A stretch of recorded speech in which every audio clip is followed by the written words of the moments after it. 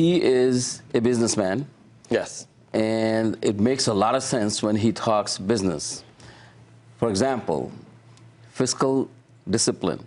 Everybody talks about reducing debt, 20 trillion debt, and when politicians talk about cutting debt, cutting spending, they mean something else. You know, you can project out that your increase is going to be 6%, and you just cut it by 2% and 4%. You're still increasing spending by 4%, and you call it savings, that you are cutting down debt. As a businessman, what businessman is there on the face of this earth who, in crisis, cannot cut 10% in spending? So, budget deficit or deficit spending, which even in the normal Europe also, they consider 2-3% of GDP is considered to be okay.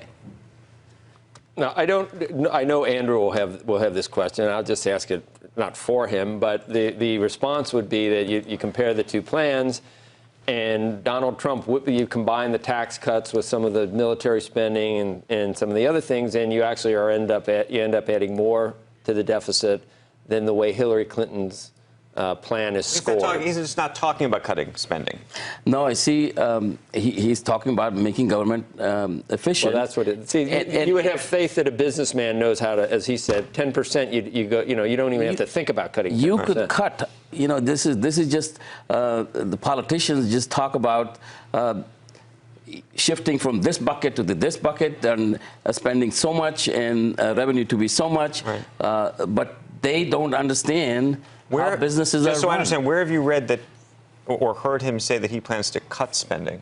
He is said Overall. many times. He has said to me that he's going to make the government efficient. This is automatically a sin. Maybe not overall spending, but he's talked about looking for waste and getting. And he said $1 trillion over a decade would come from cuts in spending. This is according to the plan that he released a few weeks ago. But about $6 trillion in additional revenues would just come from energy companies that would grow more quickly and pay more taxes. Do you worry that's a chicken and egg problem? That if you pay for things based on growth, that those aren't sure revenues for the government? Look, the growth is going to growth in revenue is going to come from growth in the economy.